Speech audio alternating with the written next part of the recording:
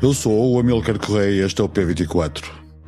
Presidenciais, o discurso da moderação venceu o discurso da polarização. Vitória na primeira volta para António José Seguro, já está na segunda volta entre 30% e 35% dos votos. Ele será acompanhado por um destes dois homens, ou André Ventura ou João Coutinho de Figueiredo. António José Seguro ou André Ventura? Confirmaram-se as previsões, o eleitorado vai escolher um deles como Presidente da República a 8 de fevereiro. Primeiro, com 30% dos votos, é o vencedor inesperado destas eleições após 10 anos longe da vida política e de ter tido um apoio hesitante do seu próprio partido. José Luís Carneiro, líder do PS, pediu, entretanto, a todos os democratas que se unissem numa segunda volta, associando-se claramente a esta vitória. O facto de André Ventura chegar à segunda volta com 24% dos votos significa que o Chega continua a manter um eleitorado fidelizado e permite-lhe dizer, como disse, que é o novo líder da direita e apelar à agregação deste campo ideológico. Mas tendo eu tido a honra de ficar nesse lugar de liderar a direita, acho que agora é preciso agregar, juntar e juntar esforços para evitar aquilo que eu acho que ninguém à direita quer. João Coutinho, com 15%, fez terceiro candidato mais votado, reforçando a fragmentação da direita, situando-se à frente de Luís Marques Mendes, que teve 12%, um pouco menos do que a votação de Henrique Gouveia e Melo. Nunca um candidato apoiado pelo PST ou por um partido do governo tinha obtido resultados tão baixos. Mendes não quis pronunciar-se sobre quem escolher numa segunda volta e Luís Montenegro, líder do governo e do PST, também não, com o argumento de que o espaço político do partido não estará representado a 8 de fevereiro. O PSD, portanto, não estará também envolvido na campanha eleitoral, não emitiremos nenhuma indicação, nem é suposto fazê-lo. Filipe Teles, cientista político e investigador da Universidade de Aveiro, analisa os resultados da noite eleitoral e explica que a vitória de Seguro foi a vitória da política do normal e da moderação. Bem-vindos ao P24, o seu dia começa aqui. Filipe Teles, obrigado por ter vindo a este P24, são 21h47 de domingo, 18 de janeiro, mas pelo que já vimos, a vitória de António José Seguro está garantida, juntamente com a passagem de André Ventura a uma segunda volta. Como explicar este resultado de António José Seguro, que à partida seria impensável no início desta campanha? Ainda estamos em cima dos resultados, mas de facto a vitória de António José Seguro nesta primeira volta era improvável no início da campanha. Difícil a explicação se tivéssemos aqui um efeito de máquina do tempo e tivéssemos saltado o primeiro dia da primeira sondagem, quando ele anuncia a intenção de ser candidato, e tivéssemos chegado ao dia 2. Só tendo estado atento ao que se passou, e eu diria que há eventualmente 3 fatores que podem ajudar a explicar isto. Por um lado, a fadiga de uma parte do eleitorado relativamente a perfis excessivamente polarizadores. E isso, diria quase um regresso à valorização da importância da política do normal, da política institucional e do normal. Algum receio, pode não ser só fadiga, mas também algum receio, e isso mobilizou um eleitorado nesta parte final. Em segundo lugar, a percepção de instabilidade partidária à direita e no centro-direita. De facto, há aqui uma fragmentação muito significativa, poderemos falar isto a seguir, há resultados à direita que são particularmente relevantes de ser analisados e que foram muito bem capitalizados por António José Seguro durante a campanha eleitoral, em terceiro lugar com esta recuperação estratégica de um discurso de moderação. Foi ao contrário do que seria inicialmente compreensível, que era um discurso polarizador, afirmador de diferenças, seria aquele que poderia garantir votos, e garante, porque Ventura seguiu essa estratégia, mas que poderia ter tido em outros candidatos exatamente o mesmo tipo de afirmação, como vimos, por exemplo, no Almirante, Gouveia e Melo afirmando-se como estando fora do sistema, ou mesmo Coutinho Figueiredo, que se afirma não estando fora, mas com um discurso diferente do que é habitual no sistema partidário. Poderia também António José Seguro ter caído nessa armadilha, mas a estratégia prosseguida foi particularmente feliz, com o discurso da moderação, como eu dizia, um discurso de maior previsibilidade até, de institucionalidade, e que funcionou bem e que funciona bem em eleições presidenciais. E há aqui alguma há aqui alguma estabilidade no comportamento eleitoral nas nossas eleições presidenciais que também ajudam a perceber este perfil. Beneficiou deste posicionamento simbólico. E acha que a diminuição da abstenção, esta corrida às urnas, poderá também eventualmente estar associada à valorização em defesa deste discurso da política do normal e da moderação versus polarização? É sempre difícil nesta altura poder explicar esta redução da abstenção. Aliás, nós em eleições anteriores, legislativas, que são substancialmente diferentes, vimos o que é que significou a redução da abstenção, essencialmente os novos eleitores ou eleitores que nunca que se recusavam a votar ou que não encontravam em nenhum partido uma oportunidade de voto, permitiram ao Chega ir capitalizando essa votação. O que pode ter acontecido, e aqui é uma hipótese, é de facto o número de indecisos que ainda era significativo, segundo as sondagens desta última semana, se terem mobilizado para esta votação em António José Seguro, que faz um salto de quase 10 pontos relativamente a todas as sondagens anteriores, e também alguma dessa abstenção.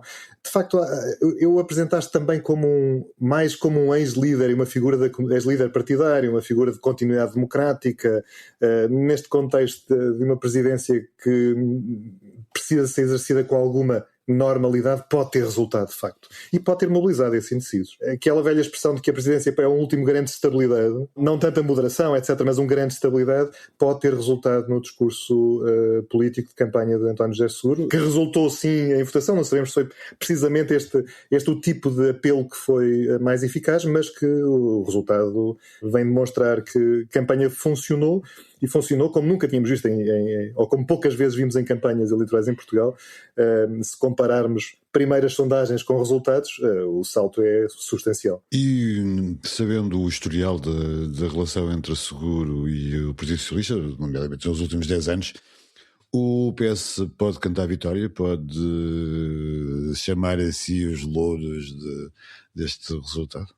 Mais uma vez, eu gostaria de fazer aquele exercício de se estivéssemos no dia em que António José Seguro anuncia a campanha e acordássemos hoje, sorriríamos ao ouvir o discurso de José Luís Carneiro. Claro. E as tentativas que vamos assistir a partir de hoje de assumir esta também como uma vitória parcial do próprio Partido Socialista. Só apagando a história recente é que poderemos aceitar isso. De facto, o Partido Socialista não se mostrou de forma convicta desde o início do lado de António José Seguro. Aliás, procurou alternativas ou deixou espaço para que algumas alternativas internas fossem surgindo, deixando muito para mais tarde a decisão. Parece que terá tido esse papel, e António José Seguro soube acolher bem o momento em que o PS decidiu, quase como não tendo alternativa, apoiar António José Seguro, e mais do que isso, o Partido Socialista terá sido importante nesta fase final de campanha, por razões de máquina de campanha, de apoio à candidatura, de mobilização partidária, que é sempre importante. O efeito de mobilização de onda em semana final, com os resultados que estavam a apresentar em termos de tendências das diferentes sondagens, claro que mobilizam, e tendo um partido com experiência de campanha ajuda também na campanha de António José Seguro. Mas estou certo que vamos assistir, e já assistimos há minutos atrás, na primeira intervenção de José Luís Carneiro, que o PS vai entender esta como um sinal de esperança depois de duas campanhas eleitorais ou dois resultados eleitorais particularmente difíceis, um mais complicado, que foi o das legislativas, muito, muito duro para o eleitorado do Partido Socialista, com as eleições autárquicas ali algum sinal de que poderia ter mantido ainda assim alguma presença no território continental em particular, mas ainda assim perdendo a presidência da Associação Nacional de Municípios, portanto uma segunda derrota. Esta é uma espécie de balão, de uma nova oportunidade para poder respirar e alguma esperança de poder mobilizar o eleitorado da esquerda. No entanto, também é importante sublinhar que são eleições diferentes, não apenas olhando para este histórico, são eleições diferentes. É António José Seguro que ganha esta primeira volta.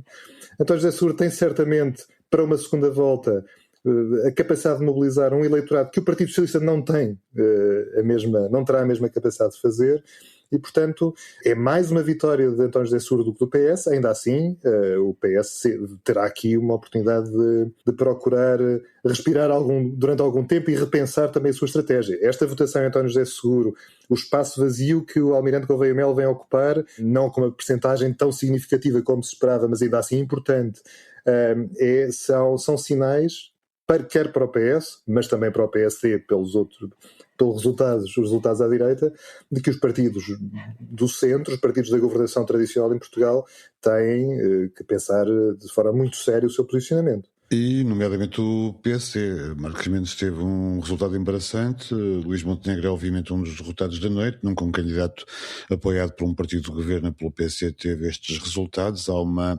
fragmentação total à direita. O que é que estes resultados à direita podem querer dizer? Começando pelo André Ventura.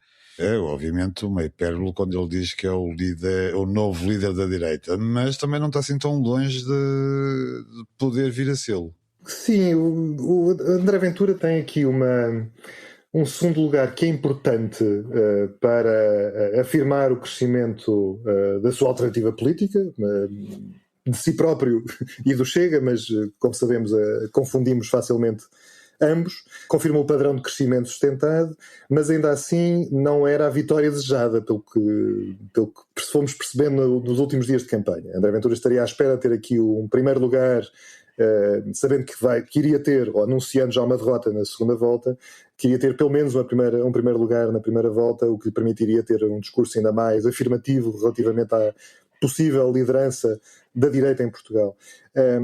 Não é isso que acontece. Claro que está a fazer essa mobilização, está a procurar afirmar-se como o líder que irá ser capaz de reconfigurar a direita, mas de facto Ventura lidera um campo específico de discurso mais populista e liberal. Eu repito, iliberal, não liberal, mas não consegue para já estruturar essa maioria agregadora de direita, pelo menos se tivermos em consideração aquilo que foram estudos de opinião e as sondagens relativamente a comportamento eleitoral da segunda volta. Ou seja, se de facto se confirmar que é fácil, ou que seria fácil a qualquer candidato, como as sondagens anteriores apontavam, vencer André Ventura na segunda volta, isto é um sinal de que André Ventura ainda não consegue ser o candidato que mobiliza a direita. O poder é mais disruptivo do que governativo, para já, ou pelo menos de liderança. E é muito difícil, particularmente porque o que estamos a assistir à direita é esse fracionamento, esta fragmentação. É muito difícil encontrar em Ventura o único líder capaz de agregar essa direita, porque a IEL, por via de Coutinho Figueiredo aqui em particular, não é a IEL, Coutinho Figueiredo vale mais, é maior do que a IEL, demonstra isso do que é. Exatamente, mas esta alternativa que também aparece à direita e que se tem consolidado de forma significativa de eleição para eleição, também representa um eleitorado importante, e o PSD continua a ter o seu eleitorado, ainda que tenha aqui uma derrota só comparável às mesmas derrotas que o Partido Socialista teve em eleições presidenciais com candidatos que também tiveram oposições no mesmo espectro político. Mas há aqui uma ameaça inerente para o PSD, para o eleitorado do PSD, com estes resultados de Coutinho e de André Ventura, embora as eleições sejam eleições de natureza absolutamente diferente? O PSD vai ter que ler estes resultados com muito cuidado. Eu diria que, fazendo o mesmo exercício, se na noite eleitoral das legislativas imaginássemos que isto viesse a acontecer, provavelmente não tínhamos feito todos a análise relativamente às dificuldades pelo que o PS ia passar. Em noites legislativas, o grande derrotado e aquele partido que anunciávamos todos teria que passar por um período de refundação era o Partido Socialista. Hoje, depois das presidenciais, ainda que essa nota seja importante, sendo eleições diferentes, é o PSD que tem que fazer este exercício. É o PSD que, ao contrário do PS, teve um papel muito importante em apoiar logo desde o início Marcos Mendes. É verdade que também se dividiu no apoio ao almirante Gouveia Melo, com várias figuras históricas do Partido Social Democrata que não, por variadas razões, não estavam disponíveis para apoiar Marcos Mendes, e portanto há aqui uma divisão do eleitorado, mas a principal ameaça não vem dessa divisão, porque o fenómeno Gouveia Melo pode acabar. A grande ameaça vem à direita, vem dos eleitores provavelmente que o Coutinho Figueiredo irá transpor para a IEL, e os eleitores que têm continuado a votar, e a abstenção continua a votar em André Ventura. E, portanto, há aqui uma ameaça importante, como eu dizia, como conversávamos no início, aos partidos do centro, independentemente destes resultados ou dos resultados legislativos. A configuração destes últimos 5 anos eleitorais obrigam tanto o PS como o PSD a ler estes resultados com muito cuidado. Pela mesma razão que estamos a fazer esta análise sobre a direita, o PS também tem que perceber, e há pouco dizíamos isso, não é? O PS tem que perceber que a votação em António José Seguro não é a votação do PS. Isso também precisa aqui de algum cuidado na análise. Filipe, olhando para a segunda volta, a atitude de Montenegro é compreensível, a de não tomar posição, como o Filipe dizia há pouco, entre um candidato que representa a antidemocracia, um campo iliberal, e outro candidato que vem das democracias liberais. Faz sentido não tomar partido num momento destes? Essa é uma pergunta difícil. Se a pergunta fosse... percebe-se porque é que Montenegro não toma partido? A minha resposta era muito fácil. Não é? Vamos começar por essa resposta, então. Exatamente. Vamos começar por aí. Estávamos à espera, uns segundos antes de Montenegro falar. Exatamente. Não se querer comprometer, o seu principal objetivo será o de garantir uma legislatura sem grandes percalços, estando sem ter maioria parlamentar, procurando levar essa legislatura até ao fim. E para o fazer precisa de continuar a fazer as negociações que tem feito tanto à esquerda como à direita, e à direita em particular com o Chega, e portanto estar agora enquanto líder do PSD, mas primeiro-ministro em funções, a tomar um partido ou a apelar ao voto a num dos candidatos da segunda volta seria muito difícil para cumprir este objetivo que tem, ou esta missão que quer cumprir, já anunciou, de levar a legislatura até ao fim, apesar das circunstâncias difíceis.